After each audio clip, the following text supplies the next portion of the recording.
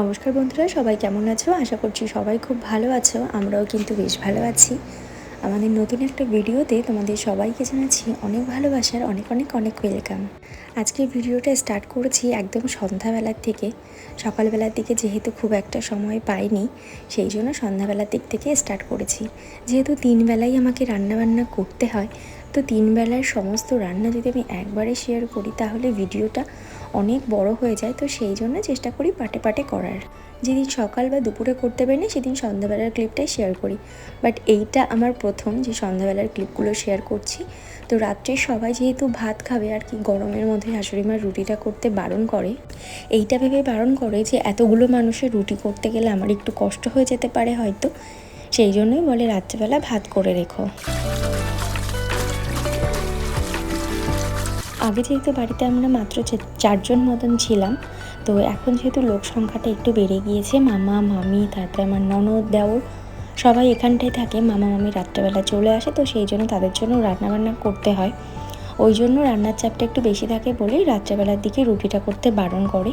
আর maximum দিনই তো দুপুরে রান্না করা খাবারটা থেকে যায়, আর যদি না থাকে তাহলে রাত্রেবেলা আলাদা করেই খাবার করি।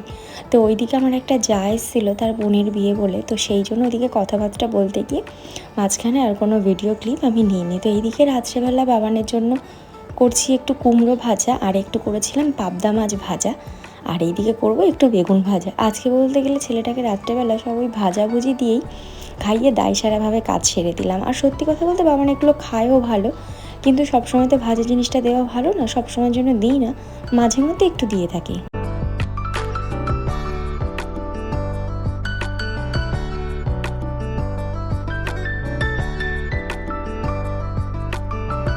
বাবানের জন্য যে তরকারিটা রান্না করি সেইটা দিয়েই কিন্তু আমি ম্যাক্সিমাম টাইম খেয়ে থাকি।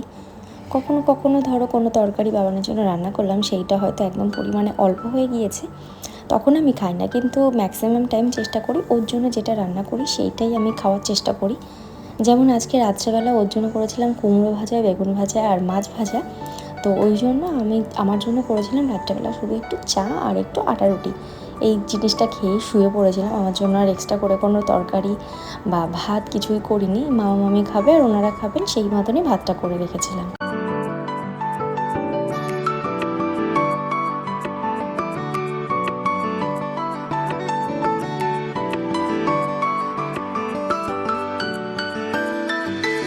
বিয়ের আগে তো সেরকমভাবে আমি কোনো কাজই করতাম না। ওই পড়াশুনোর টিউশন পড়াতে যাওয়া এই কাজ ছাড়া আর কিন্তু আদার্স কোনো কাজ আমাকে বাড়িতে করতে হতো না। ওই টুকিটাকি ঘর মোছা, ঘর ঝাড় দেওয়া, রান্নাঘর পরিষ্কার করা, এগুলোই করতাম। আর রান্না খুব খামখেয়ালি মতনই হয়তো করতাম। আমি কোনো রেসিপি দেখলাম তখন সেইটা রান্না করব সেইভাবে, তাছাড়াভাবে এই যে পার্মানেন্টলি একটা রান্না বান্নার দায়িত্ব থাকে এরকম কিন্তু আমার কখনোই ছিল না। তো একটা জিনিস হয়েছিল বিয়ের পর আমি যেহেতু এত বড় জয়েন্ট ফ্যামিলিতে আমার বিয়ে হয়েছে, তো প্রথম এই এত বড় হাঁড়িতে ভাত উপর দেওয়া, এটা ছিল আমার কাছে বিশাল একটা ডিফিকাল্ট ব্যাপার বলতে পারো। এমনও কতদিন হয়েছে যে ভাত ফ্যানটা ফেলতে গিয়ে হাতের মধ্যে পড়ে পুরো হাতটা পুড়ে গিয়েছে, কিন্তু তবুও কেউ কখনো বলেনি যে এই কাজটা করো না, এটা আমি করে দেবো, এরকমটা কিন্তু কখনো হয় না। কিন্তু সেম জিনিসটা যদি আমার বাড়িতে হতো আমার সাথে, তাহলে হয়তো মা আমাকে রান্নাঘরে ঢুকতেই দিত না। পার্থক্যটা কিন্তু শুধু এটাই। তাই বলে আমি এটা বলছি না যে আমার শাশুড়ি মা বা পরিবারের লোক কেউ খারাপ, সবাই খুব ভালো, কিন্তু মায়ের মতন করে ভালোবাসা বা ভালো কেউ কিন্তু সেইটা করে না।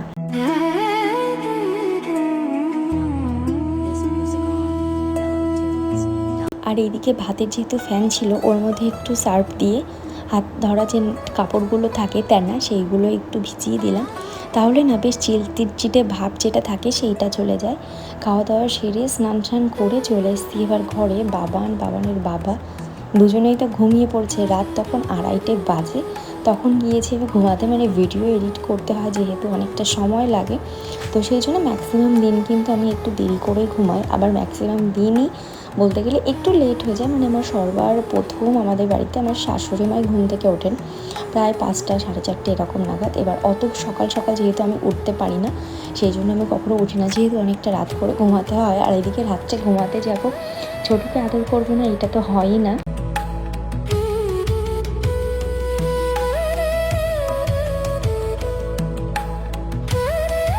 আর এদিকে ছোটুর হাতে পায়ের তলায় রাত্রেবেলা যে ক্রিমটা মেখে ঘুমায় সেইটা মাখাতে ভুলে গিয়েছিলাম বলে তখন একটু মাখিয়ে দিলাম। উনি তো ঘুমে একদম পুরো ছিল বিভোর, ওনার একদমই ওঠার ইচ্ছা ছিল না। তো আমি ওকে ওঠাইও নি, আমি ওকে মাখাচ্ছিলাম আর ওটা জাস্ট এটা একটু ফলো করছে, ভাবছি যাক বাবা এরা আমার সাথে কী করে। তো ওই ক্রিমটা নাকে একটু হাতে পায়ে দিয়ে দিই, তাহলে না একদম স্কিনটা নরম থাকে। তো রাত্রেবেলার মতন ছোটোর স্কিন কেয়ার করা তো কমপ্লিট। তো আজকের মতো ভিডিওটা এখানেই এন্ড করলাম। সবাই ভালো থেকো, সুস্থ থেকো, সাবধানে থেকো।